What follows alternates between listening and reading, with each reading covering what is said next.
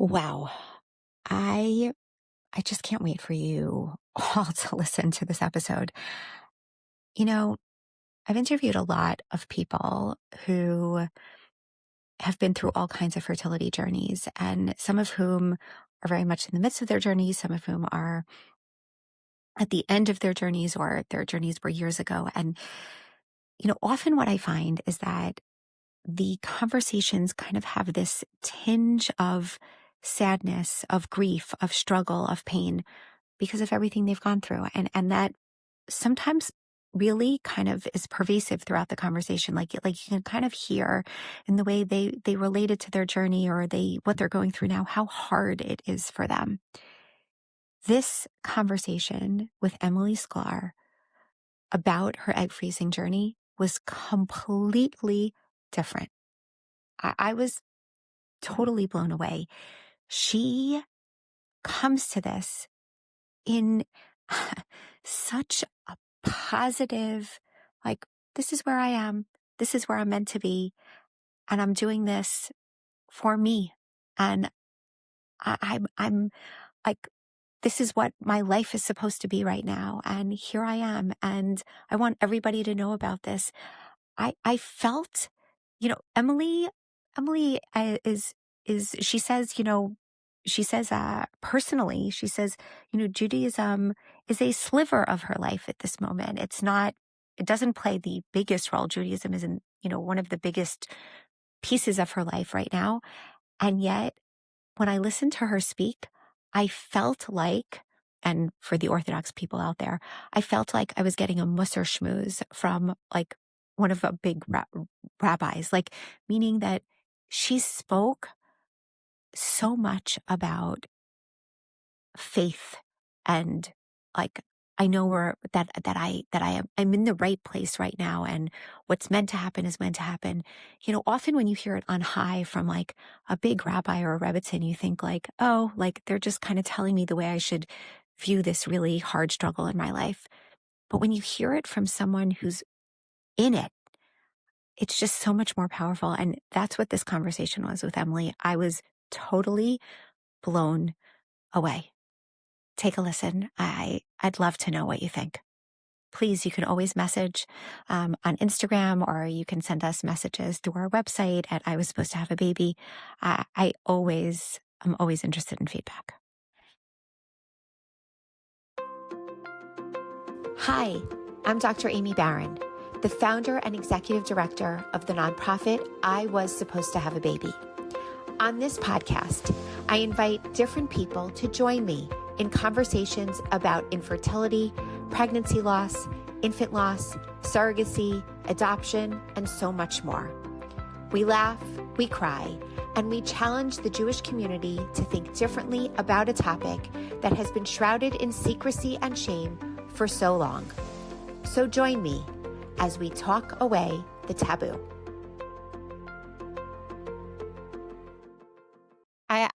I'm thrilled actually to be having this conversation with you because we got connected through Brittany, right? Brittany, who's our director of programming. She said to me, she's like, Aimee, we need to talk to Emily because Emily, besides the fact that she's this amazing, wonderful, like incredible personality, which we're going to hear about, but she said she started talking about her egg freezing journey, and not so many people are open about that. And so being that Emily already is talking about it, I think she might want to talk about it with you too. So that's kind of like how it started from my end, at least. Tell me, how are you and Brittany? Yeah. What's that connection there? So we were from the same area, same hometown in West Bloomfield, Michigan, which it's not a small town, but it sometimes can feel like that, especially once you leave. You kind of realize how tight-knit the community is. And I'm like, I feel like my whole adult life since I've left, I've kind of been like searching for a community that's similar. So yes, grew up in like the similar Farmington Hills, West Bloomfield area. Okay, so Yeah. by the way, for those of us who are not from Michigan, like Detroit, like Suburbs of Detroit, yes. suburbs of Detroit. Like for me, I'm like Yes. West Bloomfield. I'm like, I don't know what that means. So the suburbs of Detroit. Suburbs Okay, of Detroit. so like let's just go back, set the stage, tell people who you are. So you grew up in this Midwest Yeah. town in the suburbs. What was growing up like? What was your your relationship to the Jewish community like? Give us a little bit about who you were because you're now in LA. So we're going to get there, but give us a little bit about who you were before that. Yeah. Well, first of all, my name is Emily. I'm 35 years old, about to be 36, and I have lived away from home now for the last like 8 or so years. When I was living back in Michigan, I got into radio. That was kind of like my first job out of college. I didn't know what I wanted to do with my life, but I knew I always wanted to end up in Los Angeles and do something in entertainment. And I was like obsessed with music. I was a singer, closeted singer, I would say, because I wasn't really doing it I publicly was yet. gonna say, I've done a little bit of a deep dive, and I've heard some of your things, and, like, I'm not gonna make you sing here because, like, I didn't prep you, but you have an incredible voice, so I'll just say Thank that. So, you. for Thank those of you you. who wanna go on a deep dive also, you can go hear Emma's thing. So, yeah. Thank you. Thank you. Well, I thought, like, I would sneak in kinda like the back way into the music industry and do that via radio and be like, "Okay, well, I'll make all my connections. I'll, like, be on the radio." So that way, like, one day when I have the courage to, like, start singing and doing music for real, like, I'll know all these people. And lo and behold, I took radio really seriously, and that was, like, kind of my, like, first, like, real passion. Kind of like outside of college, I found just a group of people that I resonated with so well and followed that path still kind of to this day.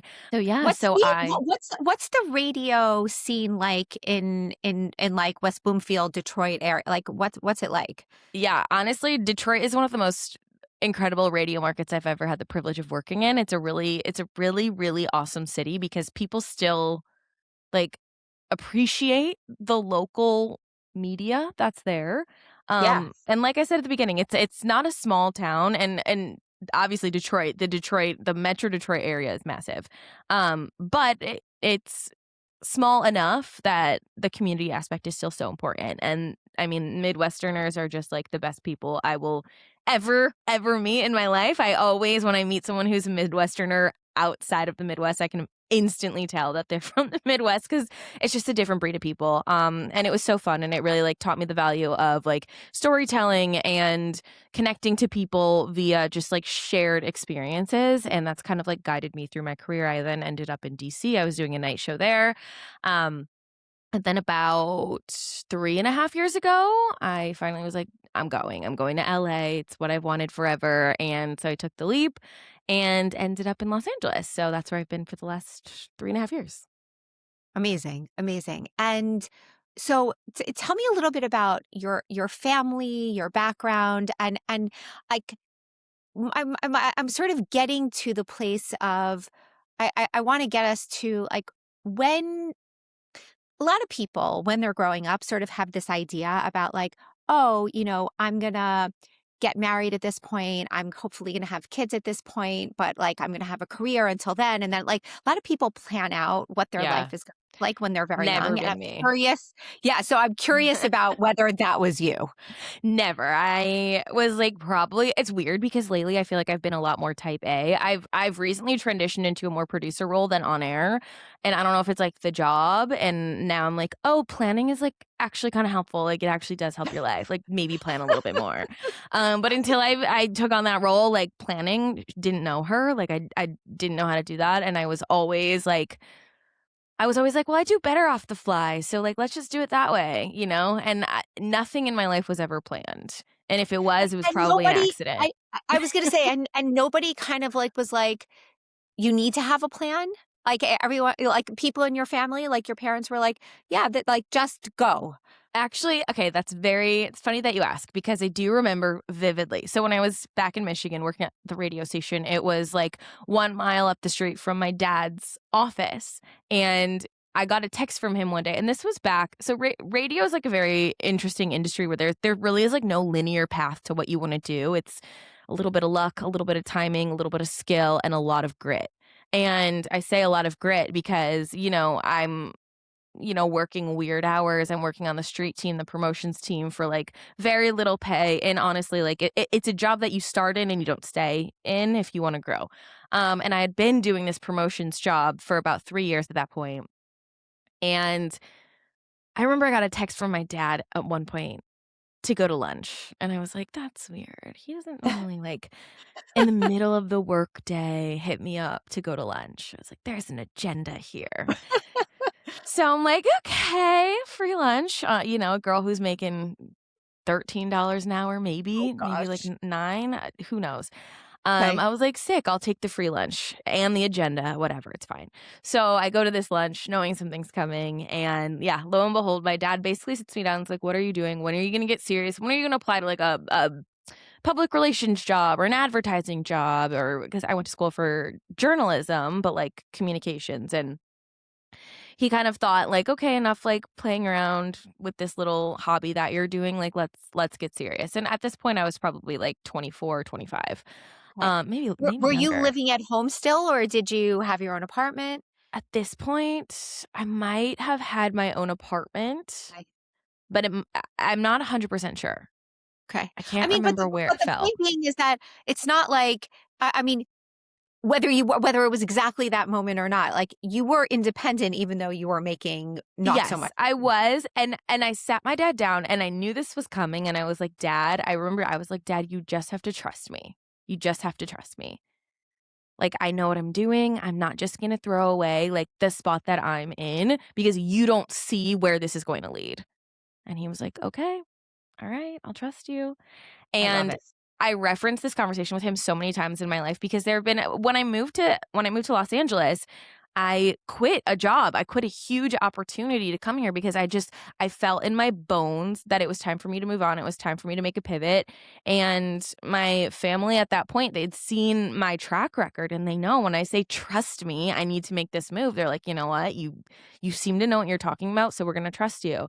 So I feel like that moment was so could have been looked at as insignificant in my life, but to me, that moment stands out. And I think to my family as well, to my parents, like they remember it as clearly as I do. And it is one of those pivotal moments where my family and I, like, there was just so much trust, and I could see their action shift, and they could see that I knew that this girl who looked like she was directionless and just, doing things for fun actually had tangible goals that she wanted to achieve.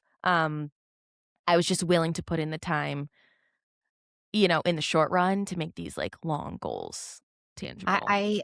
You know what?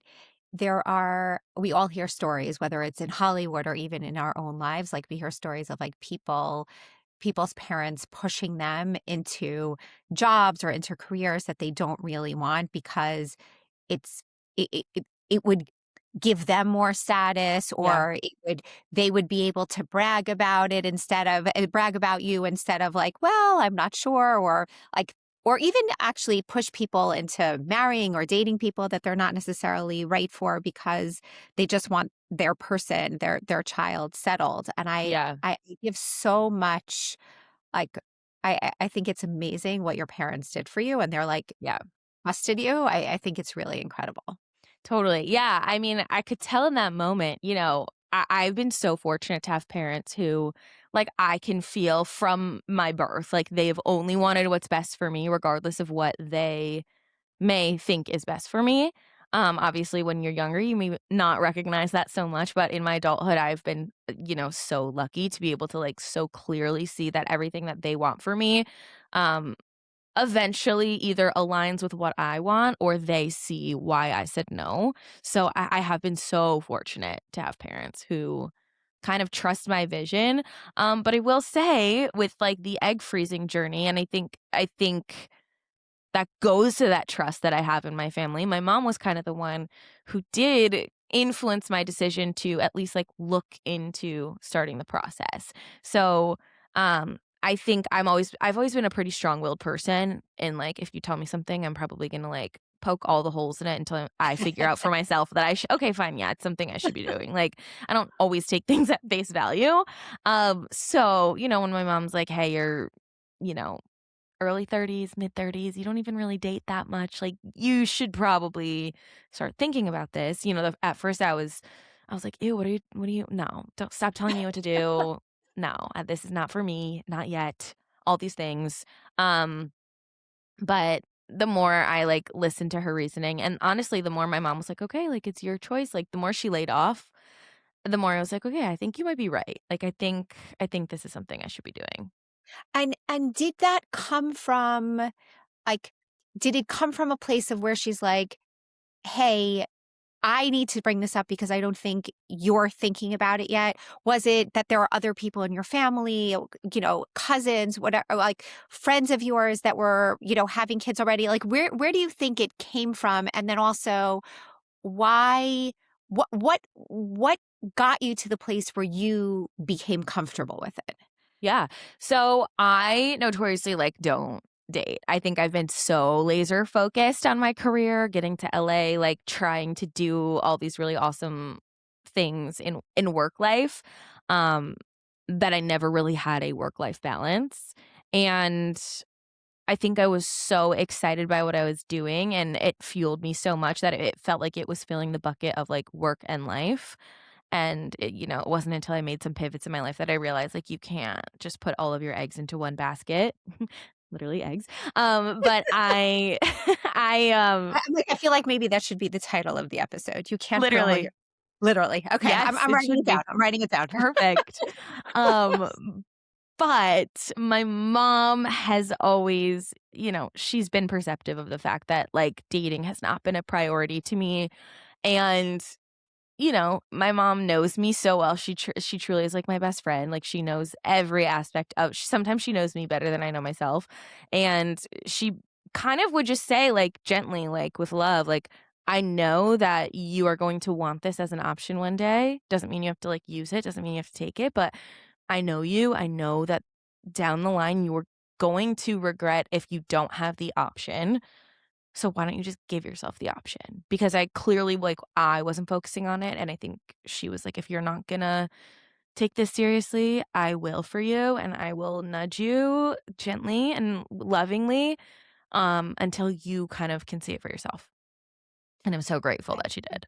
Yeah, I mean, look, if everybody had someone in their lives that, like, was only interested in the best for them and could kind of give them this bird's eye view of, "Hey, like, you may not be thinking about this yet, Mhm. but I am, and I'm gonna nudge you, and, I'm not gonna nudge you to the point of where you're pissed off at me and you're never gonna talk to me again, but I'm gonna nudge Yeah, you enough that, like, I'm gonna drop those little pieces so that it creates something in your mind." I totally. think, brilliant, totally brilliant. Yes. Yeah. I I so when was the actual, like, okay now, and how how was the process for you? Was it smooth? How, like, what were the different pieces, emotions, practical pieces? Like, walk us through the actual freezing journey itself. Yeah. So, about a year and a half ago, I made like a career pivot. I went from radio to podcasting. I went from on air to producing. And I think like that shift, I was working at one company for 13 plus years, made a pivot. And I genuinely think something about that pivot shifted something in me as a human. And I was like, okay, like, wait, like this job, this career, this thing I've put so much time and effort into, like, it's not me because I can just walk away and they'll let me walk away. Like, there's a lot of reckoning that comes with putting a lot of time and effort into one place and pivoting. Ended on wonderful terms. I still have so much love for that place. I still have love for so many people that are there. And I mean, I'm still kind of in a similar industry, but something about like taking my life into my control and making such a sharp pivot, I think it like unlocked a corner of my brain that was like, all right, let's like maybe see what else you've been neglecting by prioritizing this one thing for so long.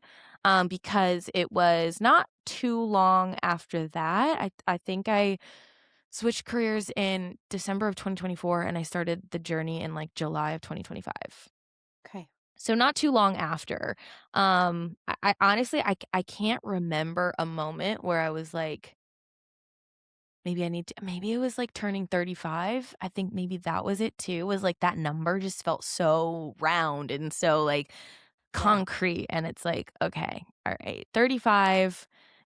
I like I said, I like really don't spend a lot of time dating. Like I'm like nowhere closer to nowhere closer to having a partner or children or any of that than I was 10 years ago. And I always used to say, I'll think about this and I'm not ready yet. I'm still a child. I'll think about this in 10 years. And it's like you can't keep pushing the 10 years back. Like the 10 years has And come. was it because, like, had anybody at any point said anything to you about, like, 35 is the magic number? And not even in that, like, the way you're talking about it now, but in terms of, Yeah. like, practically from a medical standpoint, that your egg quality quantity tends to go Yes. down around I don't know if 35. anyone said it to me specifically. I definitely had heard that.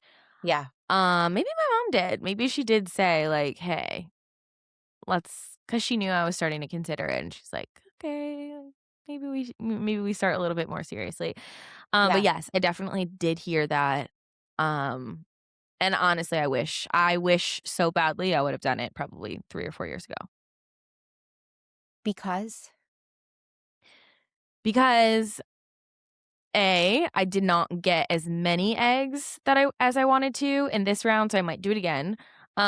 B, the process for me was very simple and very quick and honestly, like, kind of grounding and, truly I mean, I had 2 of my best friends, one that lived in Texas and one that lived in Washington, DC, doing this about a week or 2 after I did, so very oh, much in a similar wow. timeline, which was really crazy.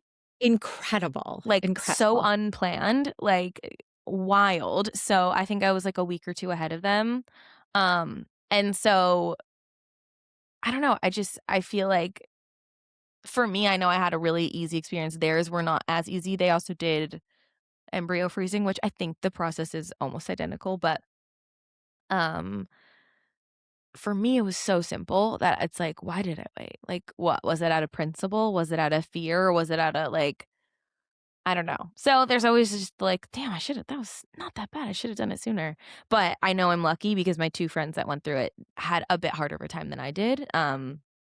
But yeah, all of us are, all of us had different, honestly, all of us had different journeys with that as well.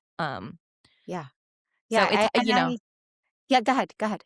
I was gonna say it's so interesting because since I've done it and since I've talked about it, I know a couple of people that have told me that they're gonna go through it, and I had one friend who recently just did it and also claimed she had a really easy time as well. I know that's not everyone's journey. I know the emotional impacts for a lot of people are at least for me, I think the emotional side was far greater than the physical. But still for me, I had a pretty easy go at it, and yeah, it was a really grounding experience. Okay, so let's talk about that. I wanna we'll do the emotional stuff in a second, but what do you mean by it was a really grounding experience? For me, I feel like and I kinda said this earlier, where when I thought about, kids and a future, um, my future was kind of split into 2, right? I was like, "What's my, like, one-year goal? Like, what's my career goal? Like, what am I working towards right now where I can tangibly see myself going? And what are my, like, one day in the future, my, like, shiny picket fence and house and family and babies?" Like, they felt like 2 different things. It felt like I could be tangibly working towards something, and I could see those results yielding something I wanted. And then I was like, and then one day when I get there, like, then I'll have, like, the family and the kids and the house and whatever.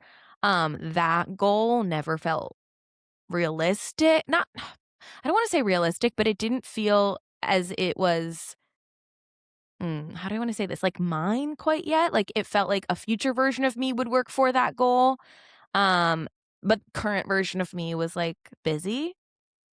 A and mind you, like, this was, like it didn't come from any other place other than, like, I genuinely this isn't a priority to me right now, so, like, I don't really feel the need to work towards this. Um Yeah, so it always just felt like this faraway land that will, like, happen one day. It almost, like, felt like when you were a little kid and your parents would be like, "What do you wanna be when you grow up?" And you're like, "Well, I wanna be a dancer and a firefighter and a doctor and a this and a that." And, like, as an adult, you look back on your and you're like, "What? Like, we don't do all that." But as a kid, you think everything is possible, and you're like, "In all of these timelines that I'm living, all these things are gonna happen to me because they are, and I believe it, and I believe in myself." And it's like, that's kind of how I looked at my future, where it was like, I just know these things will happen, but, like, whatever, like, they'll just fall into place. I think the egg freezing process really, really rooted me in the fact that, like, this is something that you have to do. Like, it's a choice. It's, something you have to put conscious effort towards, and B, like, you don't have infinite time to make it happen. And C, like, it's something you want. Like, this is something you want. This isn't something future you wants. This is something, like, you will eventually want one day, and that future you is not that far away. Maybe it's not right around the corner, but it's not as far as, you keep pushing it off to be. I I so much appreciate that, and I think that a lot of people, at least that I've spoken to, also feel this, like, this tension of, like, this is not my reality now. Some people even say, "I would love for it to be my reality now, but it isn't my Totally. reality now." Mhm. And in order to preserve that, literally, I have to do this. But there's also, like, the way I hear you describing it in this, like, very grounding, positive way, Mhm. the way I'm hearing this is slightly different than many of the people I speak to who come to this in this, like, state of sadness and grief. And Totally. it comes it what I hear from them is, I have to do this because I haven't been able to have a relationship or have children yet. And so if I want to even, again, preserve the idea for the future, I have to do it. But I guess for you, and I don't want to put words in your mouth here, but I guess for you, because you didn't spend your 20s and your early 30s in this, like, I need to get married, I need to have kids, I need to do this immediately right away. It sounds like the decision here was easier and wasn't filled Yeah. with so much, like, angst? Totally. I have been lucky enough to, I feel like live my life with a lot of choice. I feel like a lot of people don't have that privilege where, like, they're leading with, like, what genuinely makes them happy, and, like, that which sucks. And, like, if that's, like, a place of life that you're in where you feel like you're going through the motions, you feel like you're making choices, or you feel like you're working towards something and it's just, like, never coming your way, like, I have had moments in my life where, like, I felt that, and it is, like, it is debilitating. I feel like maybe family planning and, like, all of that, like, hasn't felt so heavy to me just because it hasn't been as big of a priority. I there are parts of me, like, listen, like, I'm, the only, well, maybe not the only, but I have a friend group from college. Um, I'm in a group chat where 3 of the women in the group chat have children, and I'm the only one that doesn't. I also have a friend group that most of us are single, and I think I have lived my life in that duality where I have the best of both worlds around me. I think living in Los Angeles has provided me with a lot of people who are a lot more, like-minded as I am when it comes to just the way I live my life. And if you are in a place where you feel this, like, heavy, this weight, this pressure, and you're doing everything that you can, I think sometimes the best thing for yourself is to step back for a second and find the people that make you feel whole, and don't put that external pressure on you. Like, you are enough as you are. Things will come to you in time. I have always trusted the fact that, like, timing is everything no matter what, and if I'm not in a place or in, like, a, this is gonna sound a little woo-woo, maybe this is my LA showing, but, like, in the timeline that I should be living, like, there's probably a reason that whatever I want, hasn't come to me. There have been a lot of opportunities that I was this close to getting that never happened, and the things that have come after that have proven to me why. Um, so I think with the, like, the relationship aspect and the, like, not finding the person and the feeling the pressure, yes, I understand that pressure of, like, I've been trying, am I not enough? Like, is someone just, like, is my person not out there? Like, is there something wrong with me? Trust me, I felt all those things. I just think I have this, like, faith in the fact that, like, I'm living a life right now that fills me in a certain way, and one day that'll pivot and I will also switch to something else that fills me, and I just have to exist in the here and the now and find the joy in the moments that I have in front of me and the things that I have in front of me, and whatever will come will come. I don't know if Um, that's helpful. I I'm sitting here and listening to you, and I'm thinking this woman could be like a massive, like you could be a massive like Rebbitzin, like a woman who preaches like about like faith and belief and like Yeah. everything happens for a reason and I'm literally hearing those words out of your mouth and that like is so it's so comforting for some people, and for other people, it's like, Yeah, it's "Really? Like, yeah, it's really?" probably like, "Shut up." Like, I put Yeah, some like exactly.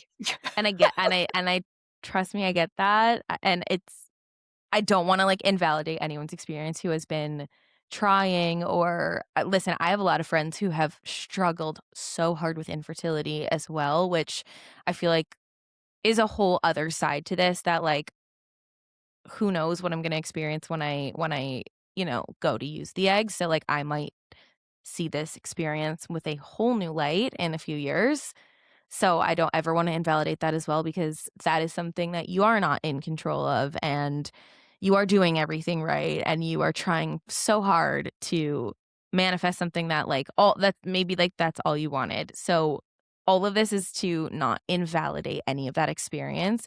I just speak from a place of, um anyone who has, like, lived their life and, like, chosen their path and done things for them and made the moves that make them happy, and somehow you might still feel like maybe there's a sliver that's missing, just know that making choices that make you feel good and making choices that fill your cup right now, that's okay to do. Like, you have permission to make the moves that feel right now, and that there's always people that are championing you to do those things, and that if you want to put a pause on the things you feel like you quote unquote should be doing, there are ways to pause that so you can chase what feels right for you right now. I feel like we just need to take, like, all of the things you just said, and we need to put them up on a billboard somewhere and go, like and just, like, let people absorb. It Yeah. is I mean, we all know, right? It is at different places and at different juncture points in my life, and I'm sure in your life also, like, it's harder to access those feelings, and it's harder Totally. to, like, actually believe it, and yet it's so important. It's so Mhm. important.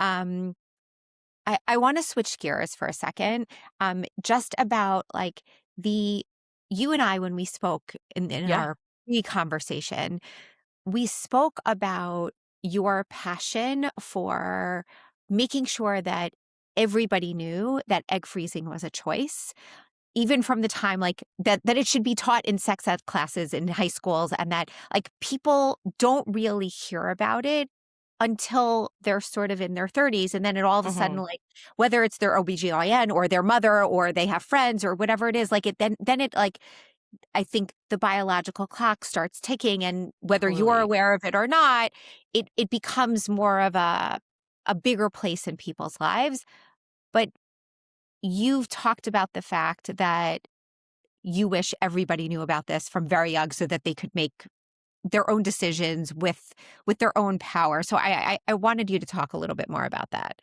Yeah, I think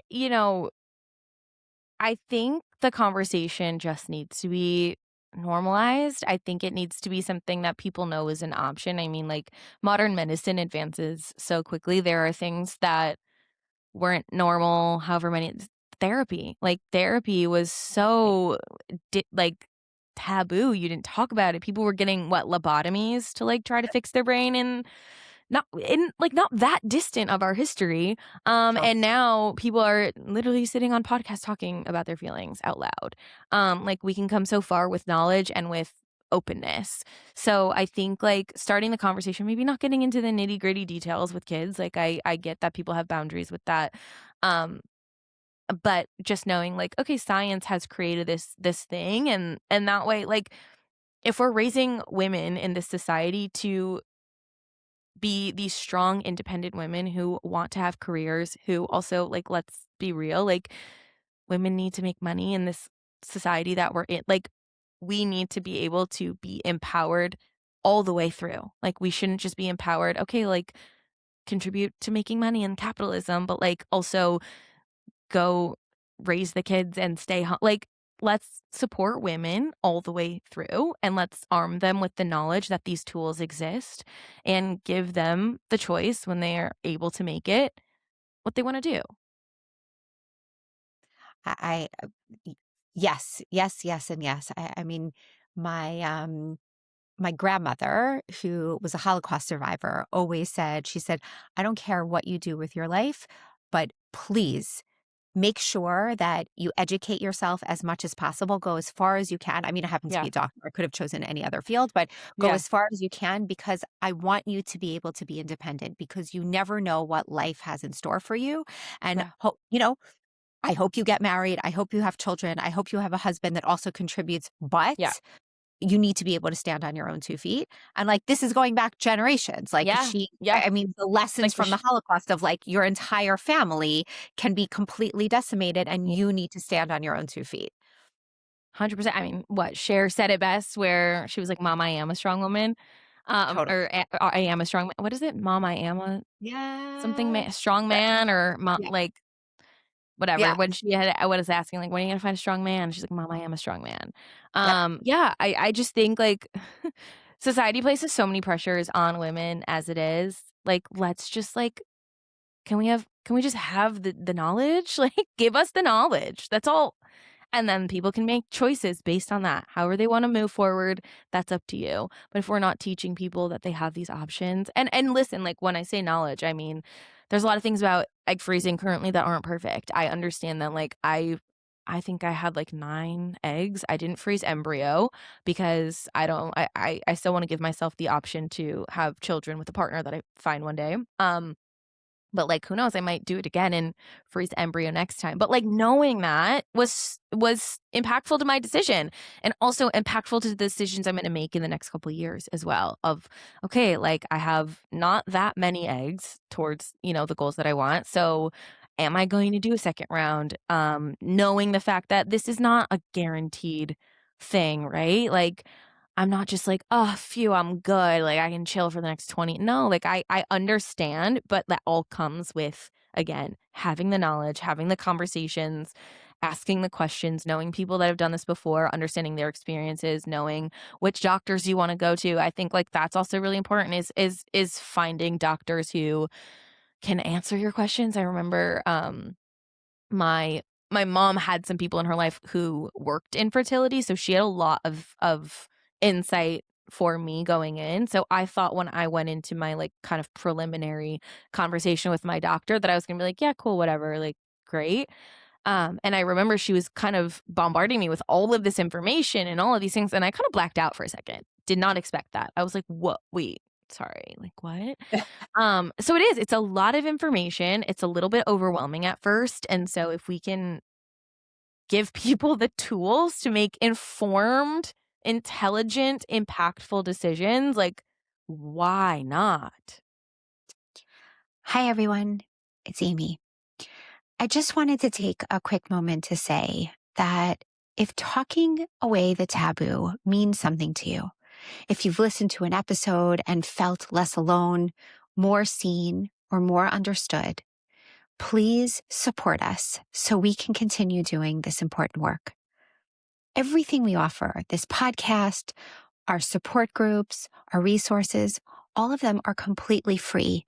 And that's intentional, actually, because we never want someone to have to choose between getting help and affording it. But truthfully, we can't do this without your help. So if you're in a position to give even just a little, it really helps keep us going. It helps someone else find the support that they need too. So please donate at iwassupposed-to-have-a-baby.org/donate. It's really easy and it really makes a difference. And from the bottom of my heart, thank you for being part of this community. So if we can give people the tools to make informed, intelligent, impactful decisions, like why not? Totally. Totally. I always say actually in any medical appointments, especially ones where, I mean, here you didn't even know that they were going to throw all this information at you. But I always say Yeah. like, bring someone else with you or actually turn on like the audio recording on your phone because you're going to forget half of the things that they say to you. Yes. You're just Yes. going to forget. I did. Um, I literally did. right. How could you not? How could you not? Yeah. Um, I'm curious also if I know you said that physically you had an easy time, which is amazing because as you said yourself and as all of us know, it is for some people, some people go through the IVF process, go through the egg freezing process, and like they're totally fine. Yeah. Their emotions are totally fine. Physically, they really have very few side effects and they're totally fine. And there are other people that are complete wrecks, Yeah. physically, emotionally, both. I mean, it complete wrecks, and Mhm. it creates a tremendous amount of havoc in their lives, and they really can't go through more than one cycle. Some people can sort of do one cycle back to back to back, Yeah. multiple cycles back to back, and other people really, really, really cannot and need a lot of breaks. But thankfully for you, it was pretty easy, as you said. I'm Yeah. curious though, from the emotional standpoint, I know you said that you had two friends that were doing it around the same time with you, and also obviously your parents who were involved and supportive. Was there anything kind of off-putting? Like you were public about what you were doing when you were doing pieces of it. Was there Mhm. anything off-putting that people said that were kind of like, Yeah. why, what, like, huh? Yes. Like, Yes. how rude? Yes. Yes. So it's funny because like I said, this was kind of a grounding experience. It kind of made my future a little bit more tangible. And at the time I was producing, ironically, a dating dating show. Oh Um gosh.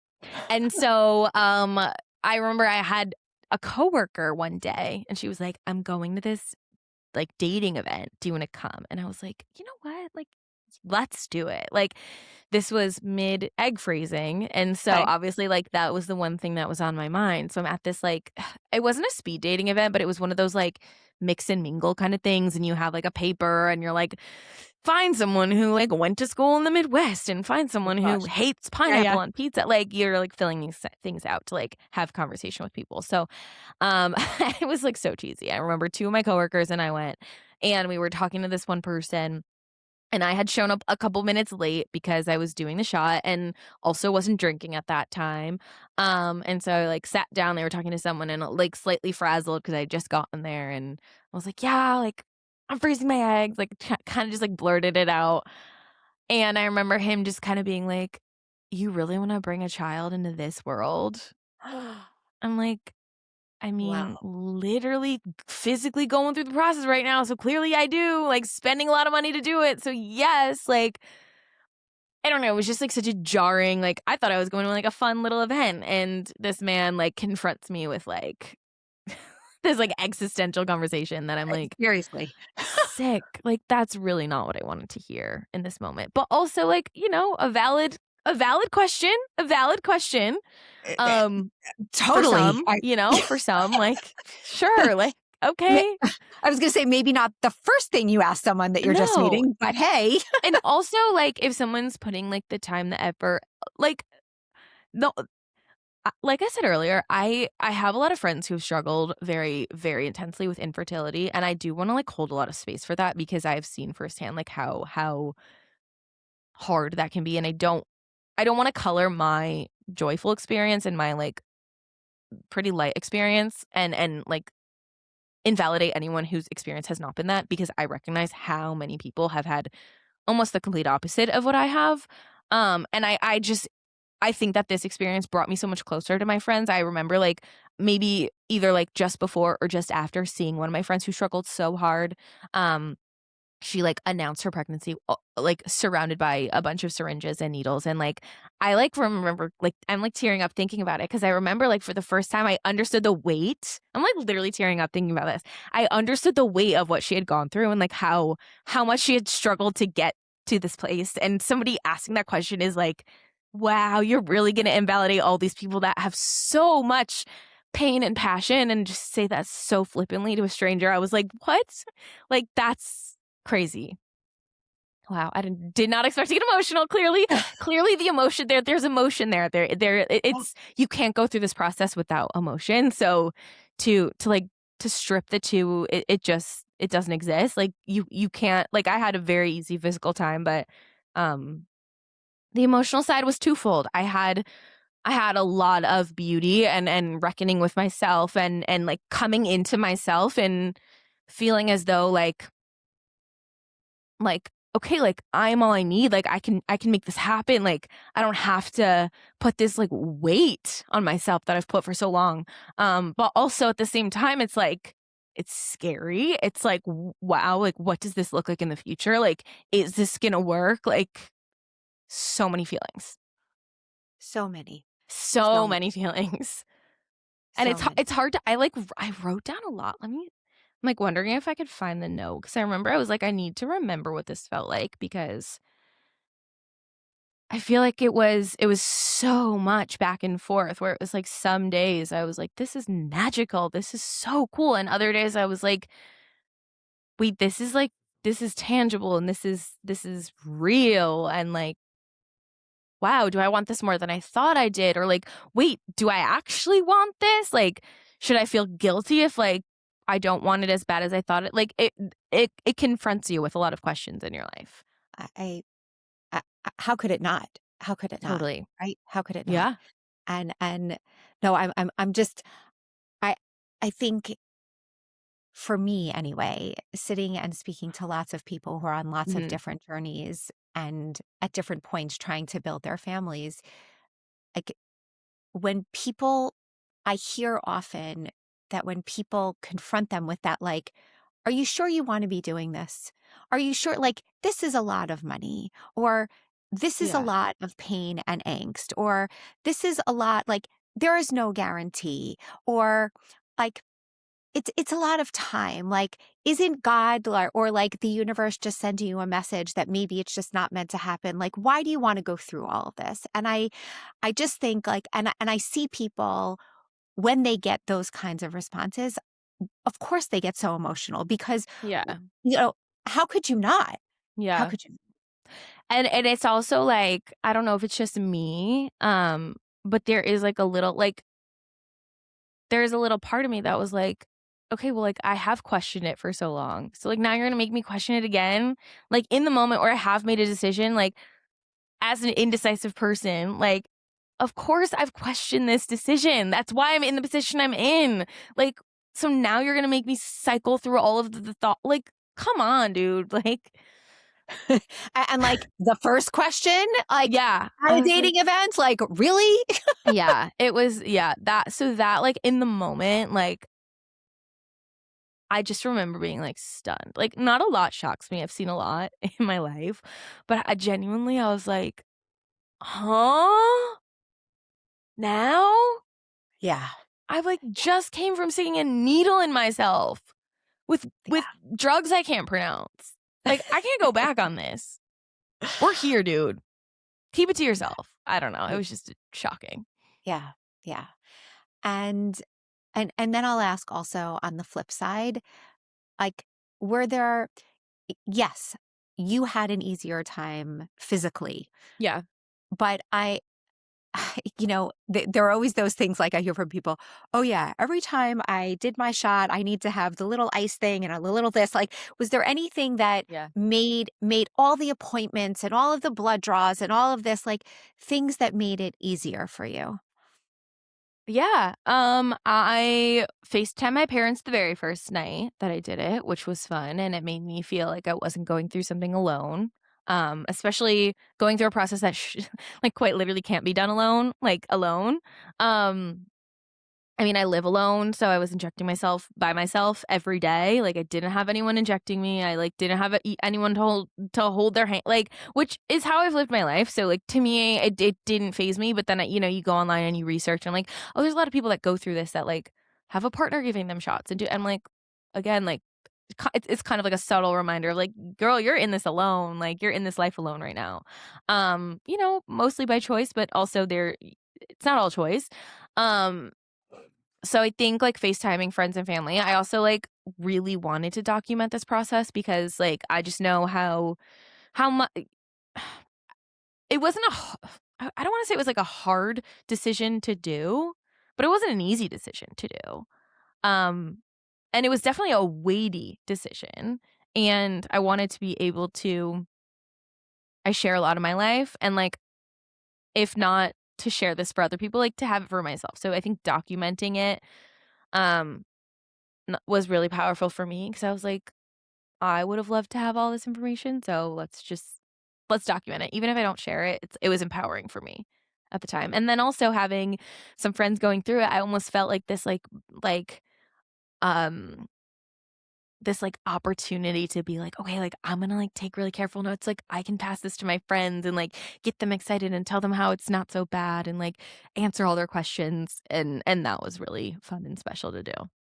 Yeah, I look, if you can pay it forward, right? Like, and also because you Totally. knew that they were going to be doing this around the same It time, was so crazy, like, I didn't even know, and also those 2 people don't know each other either, so it was, like, one of my best friends from high school and then one of my roommate when I lived in Washington, DC, and so it was like, "Wait, whoa," like, these women that I have been so pivotal through different stages of my life are also now pivotal in this moment. It was pretty cool. it's amazing. It's amazing because, Yeah. I mean, not everyone, obviously, obviously, not everyone has even one other person in their life that are going through it. I think, for me, when I I'll say sort of not on the flip side, but on a different piece of the fertility journey, I had many miscarriages. And one of my close friends was also having miscarriages around the same time. And the fact that the two of us were sort of going through things together was Mhm. so Yeah. powerful, Oh, I'm so so sorry. powerful.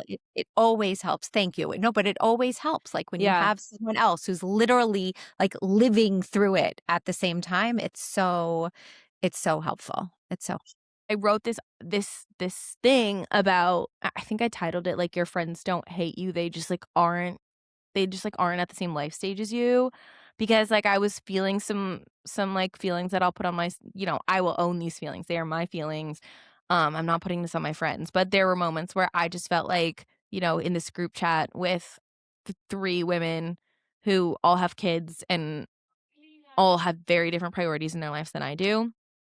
Sometimes as, like, the single friend, you feel like your wins are maybe sometimes overlooked or, like, the things that you've been working so hard, like, don't hold a candle to, like, their child learning how to ride a bike for the first time. Like, it's a different level of relation, and I will say, like, going through this process, I feel like I came to understand what they value more, and I think they saw me in a different light where they were like, "Oh, like, she wants this thing that, like, I didn't even really realize was, like, so important to her." Like, my friends were, like, so supportive of this journey, and it made me realize, like, they're, maybe, like, they're what I'm perceiving is, like, a lack of interest in things that are important to me, like, genuinely, it's not, like, a fault of me, it's not like, "Oh, we don't like you." It's like, "Oh, we just don't know how to relate to the things that you love right now because our priorities are different." But when your priorities, like, align with things that we can understand and grasp, like, "We love you, we're here for you." Um, and it was a powerful reckoning to, like, realize that, life stages are hard when you're in different life stages from certain people, like, it's hard, but this kind of, like, brought me a closeness to certain friends and to certain people in a way that I didn't expect either. Kind of like an unintended, bonus from this experience. I was like, "Oh, I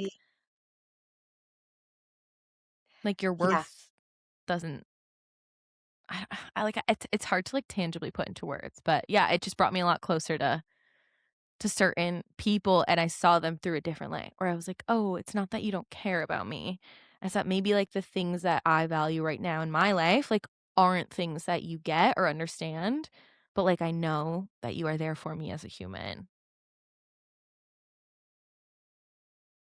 There is, there's something so powerful about, like, people really seeing you Mhm. and really understanding what you're going through, and and exactly what you just said, though, like, when you're in different stages of life and when the priorities are different, like, it's harder to connect, and it Yeah, doesn't mean that the people love you any less, it's totally. just harder. Yeah, you focus on, like, "Okay, like, they don't care? Like, what the heck?" Like, I feel like I'm screaming from the rooftop how important this thing is to me, and it's, like, just, like, that's awesome, that's great." And, like, no questions, no follow-up, no this, and I'm, like, taking that so personally, and I'm like and then I go through the egg and they're like they wanna know everything, they're asking all these questions. It's because that's what they know, that's their life, that's what they get, that's what they know, and it's not that they don't care, they're just showing up for me in the way they know how to in the other aspects of my life, um, and I can't fault someone for that, and it it was kind of like, "Oh, okay, I can breathe a little bit," like, it's not that deep. No, it's such a powerful reminder because I think, a lot of people get stuck in this, like, I don't know if anger is the right way to describe it, but they get stuck in the disappointment of, like, people not showing up for them Mhm, they when they're single or when they don't have kids yet, or whether when they only have one and everyone else has many more. mhm. And they're just like, I feel like I don't fit in. I feel like the conversations are different. I feel like the priorities are different. I feel like and and that's true. Like, we can't take that piece away. Like, it is true that the stages of life or the priorities are different, but it also doesn't mean that the people don't love you anymore. Totally, totally, Yeah. and it's like I always knew that, but sometimes you need to be reminded, and that was a very unintended reminder that I got from this whole process. Ugh, I love it, and it's such a it's as I said, it's just such a powerful reminder for people also. Emily, I can't thank you enough for sharing and opening yourself to this. I know, as you said, this didn't just happen. It happened a year and a half ago, and so it's for you, it's coming back and exploring this again when you had put it away a little bit. Obviously, it's still lingering in the back of your mind, but Yeah. I am so grateful. I just to close out, I, for the people out there who are thinking about this, who are not sure, who might be in your stage of life, who have never, really dated yet, who've never had a relationship and like don't necessarily know if that's in the cards for them. Or maybe it's people who like have had lots of relationships, people who have like been dreaming about this for a long time, but like this feels like a very hard step because it means maybe like they might have to do this on their own. Like, what do you say to them? Yeah.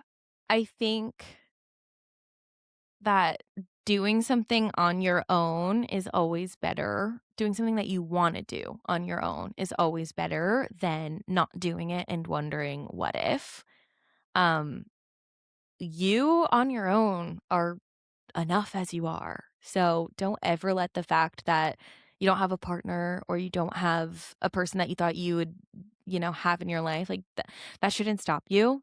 You are creating something, you are building something that is unbreakable and that is yours. And that doesn't make it any less if you're doing it on your own. Doesn't make you any less.